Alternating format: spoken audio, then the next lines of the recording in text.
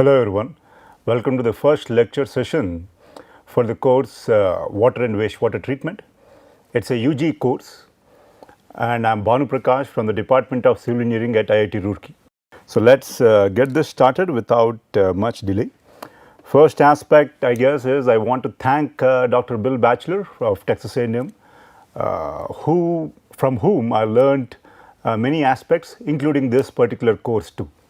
Right, first I would like to do that and I would like to move on to the relevant aspects.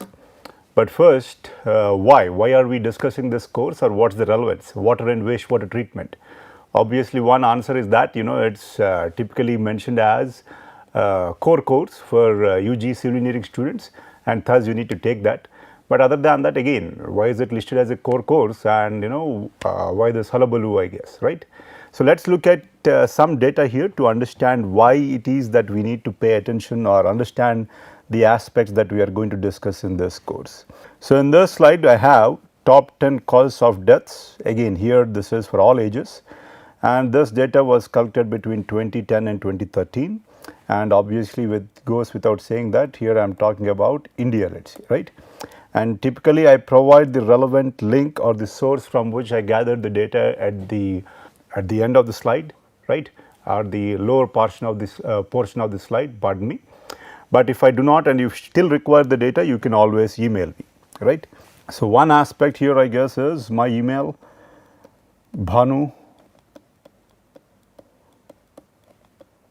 Prakash V @CE for civil engineering .IITR for IIT Roorkee.ac.in.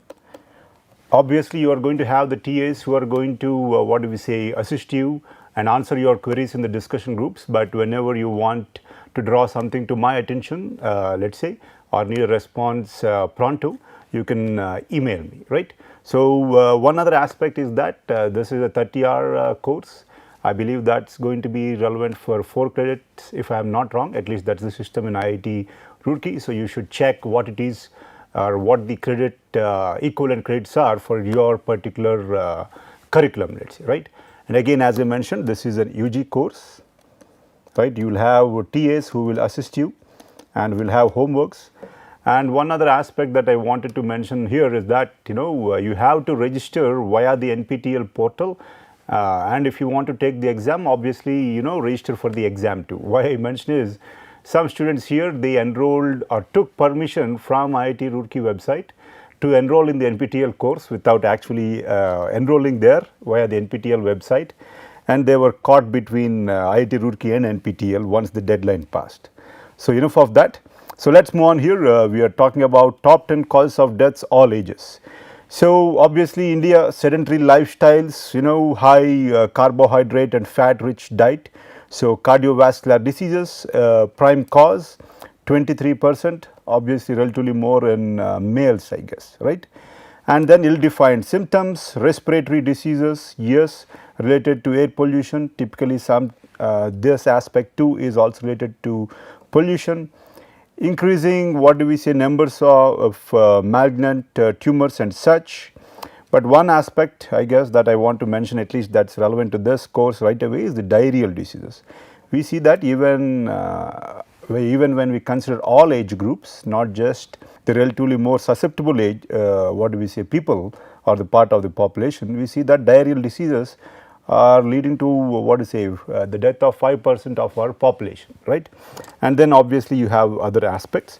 But let us say if we look at the relatively more susceptible fraction or parts of the population, what do we have here? Again, the data that we have is top 10 causes of death, but from for the ages 1 to 4, let us see. And here you see that diarrheal diseases contribute to almost 18% deaths, let us say, right, 18% deaths. And then again you have other diseases too, but again we are going to look at diarrheal diseases in greater detail. We will see why, I guess. And one aspect to note is that the top 10 causes cover 91% deaths under this age group, right. As you see, all other remaining causes, it is just almost 9% or such. So top 10 causes itself lead to 90% deaths, and that is something to note. And we also see that top 3 causes, meaning pneumonia, diarrheal injuries, diarrheal diseases, pardon me, and injuries are responsible for more than 50% deaths. And the reason that I guess I keep reiterating this particular aspect about diarrheal diseases is that they are typically waterborne diseases, let us say, and it is easy to tackle and save the lives of lakhs and lakhs of children every year. Again, we will come back to that, but one aspect as you see is infants who are relatively more susceptible, let us say, are what do we say, dying in great numbers, certainly due to diarrheal diseases. But let us say once the relevant, once the body has developed, let us say, and has gotten used to the surroundings or the environment, let us see where we are with respect to diarrheal disease. We still see that diarrheal disease occupies a place of infamy here, a high place of infamy, and it is still around 12%. Earlier I guess it was around 18%, and now it is around 12%. So, even in children, let us say, not just in infants, we see that it is what is it now, the diarrheal diseases 12% I guess, right. So, that is considerably high. Again, let us look at some other data before we move on. So, 3 infants die every 2 minutes in India. Again, this is with respect to India. Why is that? Lack of access to clean water, I should have mentioned clean water, sanitation, right, and nutrition and other aspects, but that is outside the scope of our course. So, we are not going to go into that. And how many, let us say, 8 lakh infant deaths were reported in India. Keep in mind that they were reported. And again, we are still a developing country, in even our what do we say, government machinery is yet to capture all the relevant aspects, let us say, or cover all areas. So, I would think that we might probably be underreporting these deaths, but to what extent, I guess that is up in the air. The lowest in 5 years. So, the one good aspect is that is decreasing, but the infant death numbers are still the highest in the world. Again, this is with respect to this particular report now, right. So, that is something for you to look at. So, just to look at where we or whom we can compare ourselves with, note that this is the highest in the world, but again this is not normalized, as in this is not per 1 lakh population or such, this is for the total population, I guess. So, again we are accompanied by, let us say, Nigeria 4,66,000, and then Pakistan and Congo, right. Obviously, these are not normalized values. So, obviously, the numbers might, these numbers at least I guess should not be used to draw petty or simplistic conclusions. But one aspect to note that is that still we are pretty high, let us say, in this particular category. And one other aspect is that Nigeria and certainly Pakistan and Congo, they are ravaged by war or internecine conflict within the country, obviously, right, and that is why the numbers are high. But in our case, as you saw, we have pneumonia and what else please, diarrheal diseases contributing to a majority of the deaths. And with respect to India, we see that it continues to show impressive decline in child deaths, and we see that its share of global under 5 deaths for the first time is equaling its share of childbirths. Again, that is something to note. We are getting better compared to where we are or were, pardon me, but still we have a long way to go, right. And germ theory, one aspect to know is that what is causing these deaths. Now we know that it is germs, let us say pathogens, right, microorganisms which can get into our body, let us say, and cause trouble to us or make us fall ill, and let us say lead to death or mortality in some cases. But earlier people did not know that. People used to think that it was a bad smell that used to cause deaths, and they used to close their windows and such, and think that that was good enough to keep them safe, let us say, from diseases.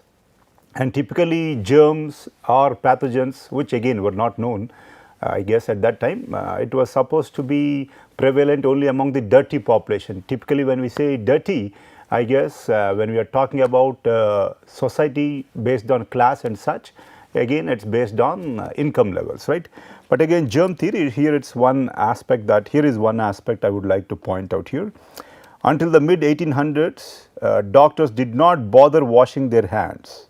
They would go dissecting a cadaver meaning a dead body, which I guess they used to investigate, because at that time I guess science was not as developed as it is now, and we were still learning about the human body and such. So, doctors would go directly from dissecting or dissecting a cadaver to delivering a child, let us say, right, again without washing their hands. Then a Hungarian medic, IGNOU, I guess, made an essential, much resisted, though we will see why, much resisted breakthrough. What is that about? So, he was working in this Vienna General Hospital. So, he observed that the deaths from the dreaded childbed fever in the doctor led maternity ward were significantly higher than the midwife run clinic in the same hospital. So, in the same hospital you had two clinics, right, and one doctor led and the other midwife led, and the number of deaths in this particular doctor led ward was much higher. So, again please note that germs were yet to be discovered, and as I mentioned earlier, people believed that disease was spread by bad smells in the air which came from corpses, sewage or vegetation, right. So, trainee doctors at Vienna General, what would they typically do? They would dissect corpses in the morgue to find out the reason or cause for disease, and then without washing their hands or such go to the maternity ward to deliver a baby, right. So, IGNOU, he hypothesized that cadaverous particles, he did not know what yet, something to do with cadavers, let us say, from the morgue were to blame, and that such particles on the hands. So, the carrier was not in the air or such, but something that was being carried by the doctors, supposedly these noble people, right, say again based on the profession, were themselves the carriers of death, let us say, from one place to the other, at least in this context. So, again where were we, and that such particles on the hands of doctors were making their way into the women's bodies during death, leading to death of the woman, let us say, right. So, he ordered the doctors to wash their hands and instruments in a chlorine solution. Why chlorine? Now we know that it is a good oxidizing agent, but at that time I guess the reasoning was unclear, but it was a substance he hoped would dispatch the deadly smell of the cadaverous particles. Note that chlorine has a pungent smell. So, after this particular implementation of hand hygiene habits, between the morgue and the delivery room, the rate of mortality for new mothers dropped drastically from 18% to 1%, right. But did people accept him or appreciate his findings or contributions? Note that again, people are typically not driven by science. We are not in a society, at least not yet, the world over, where people have a scientific temper now, right. Typically emotions, ego and such come into play. So, when IGNOU more or less suggested that doctors, those noble people could, let us say, are acting as carriers of disease, he was ridiculed and such. So, majority of the doctors in this time were from middle or upper class, and they thought of themselves as very clean people. Again different aspects, but I am not going to go into that, compared with the working class poor, right. Doctors were offended that they could cause infections, and he met a tragic end. He as in IGNOU, Mr. IGNOU or Dr. IGNOU faced great resistance and met a tragic end. He first lost his job and had a mental breakdown, and he died at a relatively younger age of 47 in a psychiatric institution. This always happens in society when you are trying to preach something radically new, let us say, either with respect to science, but obviously at that time even Europe or the relatively more developed countries or western countries did not have a scientific temper, but now the situation improved there. But again, here I am talking about acceptance of an idea based on the scientific data or the reasoning out there, let us say, right. So, that is what was lacking at that time, and obviously he was ridiculed. But much later people started accepted the germ theory. And what is this theory about? It is that certain diseases are caused by the invasion of the body by microorganisms, these which are too small to be seen except through a microscope. And obviously the people, Louis Pasteur, right, pasteurization of milk and such, you would have heard of this person, Joseph Lister, the surgeon, who more or less looked at disinfection, I believe, of the relevant surgical tools and such. They got the credit for this particular theory. But again, this is what we observe again, that is in society, and I wanted to put that out there, right. Again the source, you can look that up, And one other aspect is, how people think and act during pandemics and how prejudices play a role. Even during Corona, we had people from particular community being targeted due to various reasons, and then the poor, let's say, who had no recourse to either good medical facilities or could not, or those who could not fall back on, let's say, bank deposits or such to live, what do we say, a hermit-like life. They were thrown out of most people's homes. People, they were not given their monthly wage and they suffered a lot. But again, these prejudices always come into play during pandemics, let's say, right? Again, that's something to keep in mind. But here I have one particular case, with respect to typhoid, let's say. Until then, the world did not know that healthy people, let's say, could act as carriers. Let's say I am healthy, I have no symptoms, let's say, visible symptoms or such. If not visible, no fever or any such symptoms. But people did not know that, a person like me could be a carrier of a particular pathogen, let's say. So here we have someone here who was vilified as Typhoid Mary, let's say, right? And I guess I have the picture from here and the article from the Hindu out here, let's say, right? So she was a cook, and at that time there was an outbreak of typhoid related fevers and deaths, obviously. And a private detective finally, tried to solve the puzzle, or rather was able to solve this puzzle, and linked her and forcibly made her, or tested her for this particular, pathogen that causes typhoid, let's say. And then, that was the first time people came to know that, healthy people can act as a carrier, but people do not take it that way, right? So they quarantined her thinking that she was an oddball or case. They vilified her as Typhoid Mary, and then they quarantined her for 26 years. I am not going to draw the obvious, comparisons with what's been happening in these couple of months. Please note that I am recording this lecture in 2020, October, let's say, right? And what's been happening with respect to the coronavirus, how people have been prejudiced against their own neighbors, let's say, people working with them or for them, and so on and so forth. So again, more or less the root cause of such issues is that prejudice and lack of scientific temper. But again, what happens, slowly but surely science catches up, right? Again, here I have an aspect, I will come back to this, data. So there was a cholera epidemic in London, right? And it was discovered in 1854 anyway, right? It was spreading through water in London, okay? The outbreak seemed less severe in areas where sand filters were installed, let's say. And the scientist John Snow found that the direct cause of the outbreak was water pump contamination by sewage, not sewage water. So they had what was called as cesspit. Cesspit meaning your septic tanks where sewage is collected and typically undergoes anaerobic degradation. So cesspits were common at that time, obviously, but they were beneath the home and they were taken to the river Thames and such, let's see. So in that particular location though, the sewage, or not the sewage, feces led to contamination of the drinking water. But note that the water does not taste different, does not smell different, and the color too is colorless, let's say. So visually or with the primary senses, people were not able to distinguish it.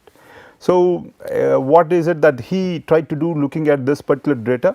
He tried to disinfect the water with chlorine, let's say. Since the water in the pump tasted and smelled normal, the conclusion was that good taste and smell alone do not guarantee safe drinking water, and this was a deal breaker at that time. Again, people did not accept the findings of Dr. John Snow at that time. But much later, let's say, people started accepting sand filters and chlorination as a way to treat and disinfect drinking water. Again, keep in mind that this was in 1854, germ theory too came about later and such, let's say, right. So for example, here I have a graphic from Wikipedia, the source for which is given out here. So from here you have the number of deaths with cholera as a cause. This is London outbreak, the one in 1854 that we are just talking about. So you see that it's relatively more concentrated in this particular area, I guess. Okay, in this area. And so again, as I mentioned, the person, he piled up the statistics or the data, and what did he observe? He observed that this particular pump was a cause, and also he observed that among the two water distribution or supply companies, let's say, those people who were taking water from a particular company were, falling ill more often, that too with respect to cholera, let's say. Why is that? So, this particular company number 1, let's say, I don't remember the name, was taking water from that part of Thames river into which people used to dump their sewage, let's say, right.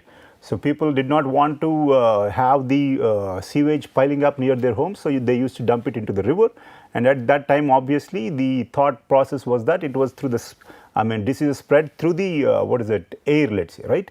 And people did not understand that clear water which tastes and smells fine can also or acts as a carrier of these pathogens. So, the company that was supplying this water, the company or the people who were being supplied by the water from this company fell ill more often, and the other company which was taking water from upstream, let us say upstream of the point of pollution or from a relatively clearer or unpolluted source, those people did not experience as many casualties or cases of cholera here, right. So, again this is one of the original data, I guess, I think this is from Wikipedia. So, again he stacked up such data in stacks. Original map by John Snow showing the clusters of cholera cases indicated by the stacked rectangles. So, here is the pump, I guess here is the pump, and you see that there is greater incidence of cholera in that particular region. So, what did he do? He took out that particular handle out there, right. So, that is something to keep in mind. Cholera, again, what does that look like? It looks like comma shaped, I guess it is comma shaped bacteria, let us say, right. Vibrio cholerae infection, right. This is what we have now. And slowly but surely though people started understanding, but slowly again, why is it? Because people are not typically very much ready to accept data that flies in the face of their assumptions or wisdom passed down generations. People typically think that whatever was told in the past is the God given truth without typically applying logic or reasoning, let us say, right. Again, enough of that, let us move on here. So, here one aspect to note is that we looked at sand filtration, and I do not present the data here. Typically sand filtration alone brought down the number of cases of cholera by 50%. So, let us look at what we have here. I have different process based on separation. Separation process meaning, let us say at least in my childhood we used to have a cloth, and we used to have bin or such, right. And the cloth obviously used to act as a filter. What are we trying to do? We are trying to remove those particles that are bigger in size than the pore size of this particular cloth, let us say, right, or the filter size, let us say, of that particular cloth. So, here we have different separation process based on relatively similar principle other than with respect to reverse osmosis. We have conventional filtration, meaning with respect to activated carbon, sand or such. Micro, ultra and nano, these came much later, but let us concern ourselves with conventional filtration. And here we have the relative sizes of different salts or viruses or pathogens of concern, and obviously molecular weight is given. So, obviously as the size decreases, molecular weight approximate obviously decreases, right, and the size particle range also decreases. Here we have the size in microns, let us say, right. And what do we see out here? Sand particles can be removed obviously by sand filtration, and we see that a considerable fraction of bacteria, let us say, can be removed by sand filtration, and that is what we see out here. So, the simple act of filtration will be able to remove a considerable fraction of bacteria, but not viruses. Obviously, that is something to keep in mind. Viruses just RNA, right. So, that is one aspect to keep in mind. So, let us see what we have out here. We have typhoid fever cases per 1 lakh population from 1890 to 1935 in Philadelphia. Okay. And the case of, who was this? Poor lady, Mary Mullins, typhoid Mary, I guess, right. This was case in, I believe, New York or such. She was the poor lady who was quarantined for 26 years. Later on again, healthy carriers also were identified, but again she bore the brunt of people's pent up anger, if I may say so. So, what do we have here? Typhoid fever cases per 1 lakh population from 1890 to 1935, let us see, right. So, what do we have here? Number of typhoid cases, they started going up, relatively more what do we say densely packed societies or higher what do we say population densities. So greater sewage, let's say in that particular area, sewage leading to what do we say transmission of disease into what do we say the human beings via water. So that's what we see increasing cases. But then people figured out that filters can be used, and obviously you see a drastic decrease. And then chlorination was discovered as a very effective way to disinfect and obviously what do we say treat the water for pathogens, and then remarkably less, I guess. And at this point, I guess carriers were discovered, and this is why I guess it's written what do we say into various journals and such that the greatest medical revolution of this previous century was not by doctors but by engineers, I guess. So that's the reason why I guess we are going to look at this course in greater detail, right? As in India, we see that the cases due to what we say diarrheal deaths and such, or the deaths due to diarrhea and such, are still remarkably high. And we saw the case of what do we say the relatively more developed countries, as in they went through the same phase, but that was relatively earlier. But now we have different challenges, let's say, right? Infrastructure is an issue. But again, with respect to dissemination of knowledge, this is what we are trying to do now. So with such dissemination of knowledge, the hope is that we are going to be able to have a better what we say quality of life for our citizens and humanity in general, right? So let's see what else I have here. So I have life expectancy in the US, but I'm almost out of time. So I will continue this in the next session, and I thank you for your patience.